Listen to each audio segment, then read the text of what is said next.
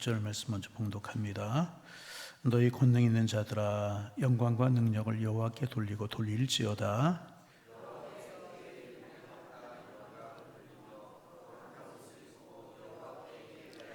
여호와의 소리가 물 위에 있도다. 영광의 하나님이 우레소리를 내시니 여호와는 많은 물 위에 계시도다.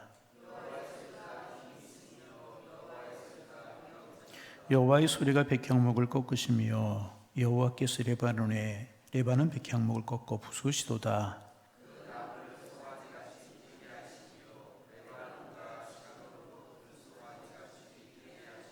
여호와의 소리가 화염을 가르시도다.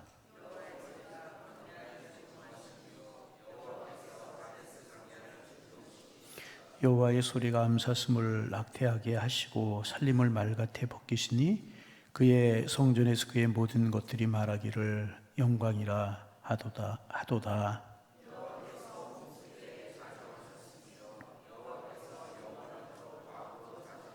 함께 보십니다. 여호와께서 자기 백성에게 힘을 주시며 여호와께서 자기 백성에게 평강의 복을 주심이로다. 아멘. 늘 이제 하는 이야기지만 우리가 이제 인생을 살다 보면 예기치 못한 풍랑과 폭풍우를 이제 만날 때가 있습니다.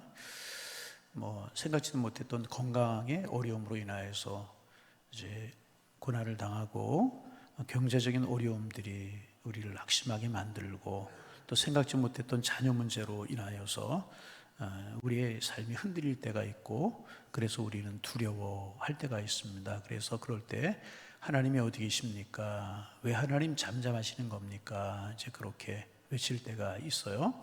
오늘 시편 29편이 바로 그 폭풍우 한가운데에서 다윗이 기록한 시인 것입니다. 무슨 고난, 어떤 어려움인지 모르겠지만은 하여튼 다윗에게 그런 폭풍우가 몰아친 것 같아요. 다윗이 이렇게 무섭게 몰아치는 폭풍을 보면서 두려워 떠는 대신에 그 속에서 하나님의 목소리를 듣고 정말 존귀하신 하나님의 목소리를 듣고 하나님을 찬양하는 그런 내용이 이제 오늘 본문의 내용입니다. 이제 여러분 한 번쯤 들어보신 그런 이야기일 거예요. 옛날에 어느 왕이 평안이라고 하는 것을 주제로 이제 그림 대회를 열었어요. 가장 평안한 것을 표현한 그런 이제 작품의 상을 내리겠다. 최우수작이 무엇이었는가 하면은 잔잔한 호수가 아니라 거친 비바람과 번개가 치는 거친 절벽을 그린 그림이었습니다. 사람들이 그 그림이 이제 최우수작이 된 것을 보면서 의아해했습니다. 왜 평안한 잔잔한 호수라든지 이런 것이 아니고 거센 비바람과 번개가 치는 거친 절벽 그림이 1등이었나? 그러자 이제 왕이 절벽 틈새를 이제 가리켰답니다. 그곳에는 이제 작은 새 둥지 하나가 있었고 아기 새 한 마리가 폭풍우를 아랑곳하지 않고 평안하게 잠들어 있는 이제 그런 그림이었다는 것입니다. 왕이 말했답니다. 참된 평안은 문제가 없는 곳에 있는 것이 아니라 사방에 폭풍우가 몰아쳐도 안전한 보호막 안에서 마음의 평정을 유지하는 것이 진짜 평안이다. 이제 그렇게 이야기를 했다고 이제 그래요.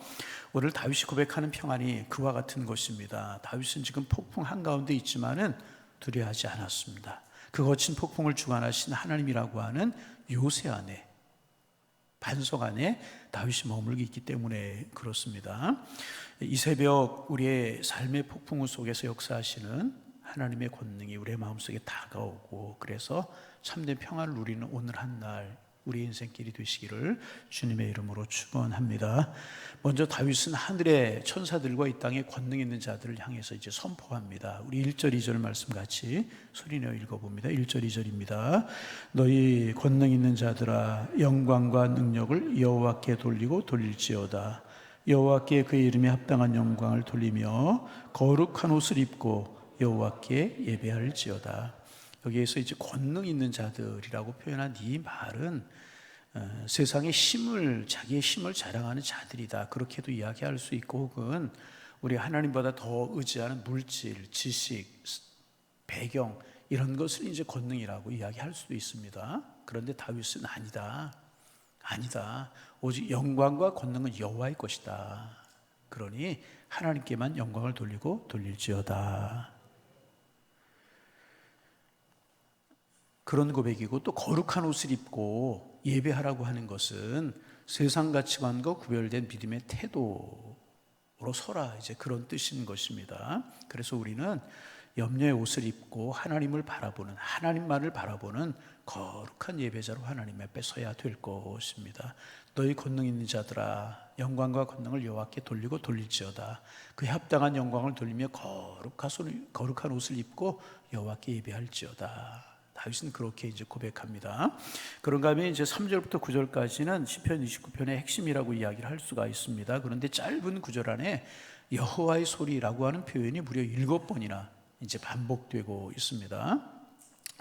다윗은 지중해에서 시작하여서 레바논 산맥을 거쳐서 남쪽 가데스 광야로 빠져나가는 거대한 폭풍의 이동 경로를 눈으로 보면서 그것을 이제 단순한 자연현상이 아니라 여호와의 소리로 고백하고 있습니다. 폭풍을 보면서 이제 그것을 자연현상으로 본 것이 아니라 여호와의 소리라고 그렇게 이제 고백합니다. 3절에 보면 여호와의 소리가 물 위에 있도다. 영광의 하나님이 우리의 소리를 내시니 여호와는 많은 물 위에 계시도다. 또 4절에 보면 여호와의 소리가 심히 있으며 여호와의 소리가 위험차도다. 이렇게 이제 이야기를 합니다. 이제 그 다윗이 들은 여호와의 소리는 어떤 소리인가? 5절에 보면 여호와의 소리가 백향목을 꺾으시며 그랬어요. 레바논의 백향목은 가장 단단하여서 인간의 교만과 견고한 심을 상징한다고 이제 그래요. 하지만 하나님의 소리 앞에서는 맥없이 무서워지는 것입니다. 그러기에 여호와의 소리는 인간의 모든 교만을 꺾으시는 소리다, 그런 뜻이고요. 또 이제 8절에 보면 여호와의 소리가 광야를 진동시키신다, 그렇게 이제 이야기하고 있습니다. 인간이 안전하다고 믿었던 평지마저도 하나님의 권능 앞에서는 요동친다는 것입니다. 그러기에 여호와의 소리는 온 땅을 흔드시는 소리이기도 하다는 것입니다. 모든 인간의 교만을 꺾고 온 땅을 뒤흔드는 소리가 여호와의 소리다. 다윗은 그렇게 이야기를 하고 있습니다. 그럼 왜 하나님은 멀쩡한 백향목을 꺾으시고 광야를 흔드시는 것일까? 그것은 인간의 무능함과 무력함을 깨닫고 오직 창조주 하나님만을 의지하게 하기 위함이라는 것입니다. 평소에 내 힘으로 살 수 있을 것처럼 교만할 때가 혹이 있어요. 그러나 갑작스러운 질병이나 사고 앞에서는 아무것도 못하는 것이 사실 연약한 인간이지 않습니까? 그래서 하나님 때때로 인생의 폭풍을 통해서 우리 인생의 백향목을 꺾으시고 물질의 광야를 흔드시는 것입니다. 그리고 그 고난의 자리에서 주님의 음성을 듣게 하시고 주님을 바라보게 하시고 우리를 단단한 하나님의 사람으로 명품 신앙으로 우리를 다듬어 가시는 것이라는 것입니다. 여러분 이제 이제 많이 들었던 그런 이야기가 있어요. 우리 교회도 주일날 이제 오케스트라가 작게 있지만 바이올린, 첼로 다 있어요. 바이올린 중에서 이제 세계 최고의 바이올린이 스트라디바리우스라고 하는 바이올린이라고 그러잖아요. 근데 이제 수백 년이 지난 지금도 그 신비로운 음색을 재현하지 못한다고요. 아무리 잘 만들려고 애를 쓰고 아무리 좋은 재질의 나무를 가져다가 바이올린을 만들어도 그 스트라디바우스라고 하는 그 바이올린의 소리를 재현하지 못한다고 이제 그래요. 왜 그런가? 학자들이 이제 여러 가지 연구를 하다가 하나의 사실을 발견해. 그게 뭐냐 하면 이 바이올린을 만든 나무들은 17세기에 유럽에 극심한 소빙기, 아주 추운 혹독한 추위가 찾아온 그런 소빙기가 있었는데 그때 자란 나무들이었다는 것입니다. 혹독한 추위와 비바람이 몰아치자 나무들은 이제 살아남기 위해 성장을 멈추고 스스로 아주 단단하고 촘촘하게 이제 응축을 시켰다는 것입니다. 그 나무로 만들어진 바이올린이라고 그래요. 그래서 평안하게 자란 나무는 속이 무르지만 폭풍을 견딘 나무는 밀도가 높아지고 단단해져서 최고의 울리는, 최고의 소리를 내는 이제 바이올린 악기가 이제 되게 된 것이라는 것입니다. 우리 인생도 마찬가지라고 하는 이야기 비유해서 많이 하지 않습니까? 하나님이 우리에게 폭풍을 허락하시는 이유는 건강이 됐든 물질이 됐든 자녀 문제가 되었든 허락하시는 이유는 우리를 정말 이제 어렵게 하고 파멸로 몰아가시기 위해서 그런 것이 아니라 내 안에 신앙적이지 않은 것들, 아직 하나님을 바라보지 못하는 것들, 혹은 교만한 것들을 빼고 오직 주님만을 바라보는, 어떤 환경 가운데서 주님만을 바라보는 명품 신앙으로 우리를 빚어가기 위한 과정인 줄로 믿어야 될 것입니다. 그래서 오히려 하나님 은혜 위에 은혜를 더하여 주옵소서. 기도함으로 이겨가야 될 것입니다. 그래서 세상은 폭풍이 불면 절망하지만 하나님의 백성들은 성전에 모여서 찬양하게 되는 것입니다. 그래서 9절 하반절에 보면 그의 성전에서 그의 모든 것들이 말하기를 영광이라 하도다. 영광이라 하도다. 고난 속에서 원망하는 것이 아니라 하나님께 영광을 외치게 된다는 것입니다. 여러분, 이것이 우리의 신앙이고 이것을 볼 수 있는 우리의 영적인 눈이 띄어져서 어떤 환경 가운데서라도 우리 하나님을 찬송하고 하나님을 경배하며 살아가는 하나님의 사람들 되시기를 주님의 이름으로 축복합니다. 세 번째, 이제 다윗은 확실한 신앙에 으로 나아가게 됩니다. 10절 말씀 우리 같이 한번 읽습니다. 10절 여호와께서 홍수대에 저장하시며 여호와께서 영원하도록 왕으로 자정하시도다. 홍수라고 하는 말이 나오죠.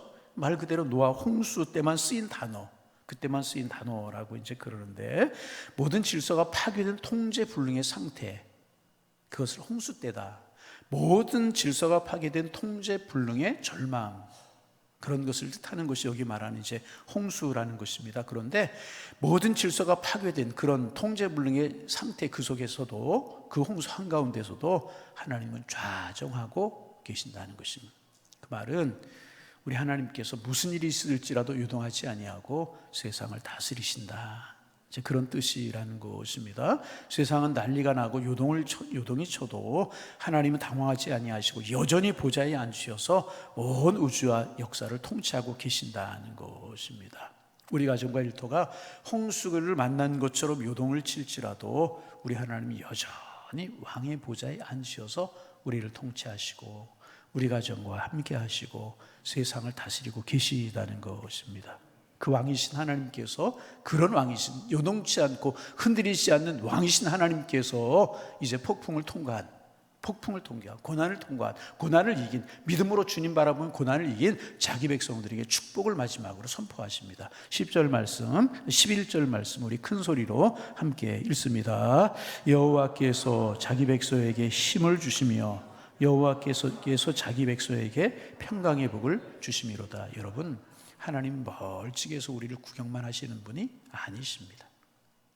폭풍으로 쓰러진 자기 백성에게 다시 일어설 힘을 주시는 분이십니다. 그리고 주변 환경은 여전히 비바람이 불지라도 그 마음의 중심에 세상이 줄 수 없는 하늘의 평강을, 샬롬의 평강을, 진정한 평안을 주시는 분이 우리가 믿는 하나님이시라는 것입니다.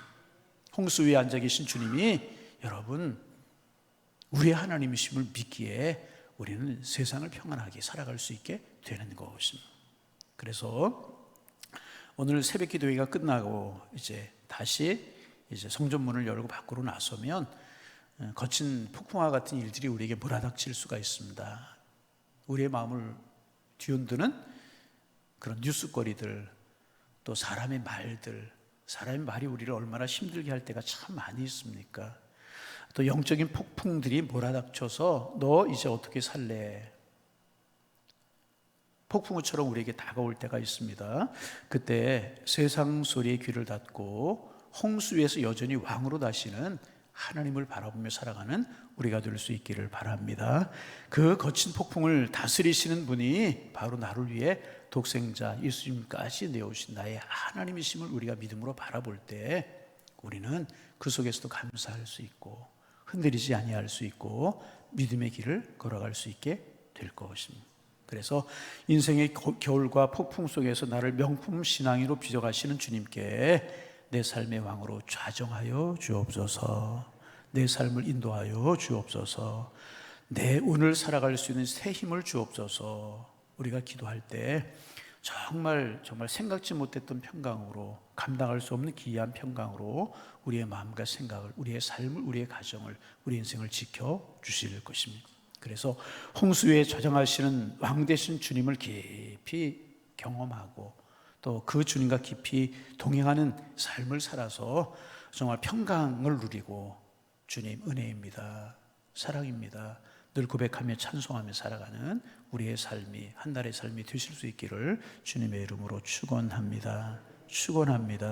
기도하겠습니다. 하나님 아버지, 오늘 아침에도 다윗이 폭풍우를 만났지만 폭풍우 가운데서도 하나님을 찬양하는 찬양을 우리가 묵상하며 한 날을 시작하게 하시오니 감사합니다. 폭풍 속에서도 하나님께 영광을 돌리고 거룩한 옷을 입고 하나님 앞에 예배하는 저희들 될 수 있도록 하나님 축복하여 주옵소서. 우레소리가 있고 바람소리가 있을지라도 홍수가 있을지라도 그 가운데서 우리를 지키시는 하나님을 바라볼 수 있도록 축복하여 주시어서 하나님, 우리도 주님처럼 세상을 이기며 주님을 송축하며 살아가는 하나님의 사람들 다 될 수 있도록 주님 축복하여 주시사 하나님, 자기 백성에게 힘 주시고 평강을 주신 하나님을 날마다 경험하며 살아가는 저희가 될 수 있도록 도와주옵소서. 주님, 우리의 마음이 오늘도 우리의 생각이 우리의 눈이 주님을 바라보게 하시고 신령한 곳을 바라볼 수 있도록 주님 축복하여 주시어서 주님 함께 하시는 은혜를 누리며 살아가는 한 날이 될 수 있도록 주님 축복하여 주옵소서. 우리의 마음에 평안이 떠나지 않게 하시고 우리의 입술에 감사의 고백이 흘러넘치게 하시며 우리의 영원히 주님을 찬양하며 살아갈 수 있는 한 날이 될 수 있도록 성령이여 주관하여 주옵소서. 하나님, 일터에서, 가정에서, 자녀들 학업에서 지키시고 인도하시는 주님의 손길이 경험되기에 주님은 나의 하나님이십니다. 우리 모두의 고백이 될 수 있도록 하나님 축복하여 주옵소서. 주님, 나라 민족을 위해서 기도합니다. 하나님, 이 나라의 민족 주께서 여기까지 인도하시고 이렇게 이 민족을 세워주시오니 감사를 드립니다. 하나님, 머물지 않게 하시고 우리가 다음 세대들에게 더 아름답고 귀한 것 물려주기 위해서 성실히 열심히 살아갈 뿐만 아니라 나라와 민족을 통치하신 주님 앞에 기도할 수 있도록 도와주셔서 다음 세대들에게 더 아름다운 내일을 물려주며 더 복된 삶을 물려주는 저희가 될 수 있도록 축복하여 주옵시고 정치, 경제, 사회, 문화 모든 분야에 안정될 수 있도록 주님 축복하여 주옵시고 어선하고 이리저리 나뉜 마음들이 하나가 되어서 아름답고 활기찬 내일을 위하여 나아갈 수 있는 이 나라의 민족이 될 수 있도록 주님 축복하여 주옵소서. 무엇보다 젊은이들이 꿈을 꾸고 내일의 비전을 향하여 힘차게 달려갈 수 있는 아름다운 풍토가 이루어질 수 있도록 축복하여 주옵시고 이 일을 위해서 한국교회 깨어 기도하게 하시고 우리 교회 깨어 기도하게 하셔서 다시금 교회가 부흥하게 하시고 다시금 주님의 뜻을 이룰 수 있는 한국교회로 설 수 있도록 우리 교회로 설 수 있도록 도와주셔서 21세기 열방과 민족 앞에 복음을 전하며 하나님 소금으로 서고 빛으로 설 수 있는 한국교회와 우리 교회가 될 수 있도록 우리 주님께서 인도하여 주옵소서. 새벽마다 우리가 나와 기도할 때마다 기도의 문이 열려 깊이 기도하게 하시고 우리의 기도를 들으시는 주님의 사랑이 마음속에 깊이 경험될 수 있도록 축복하여 주옵소서. 다시금 간절한 마음으로 기도합니다.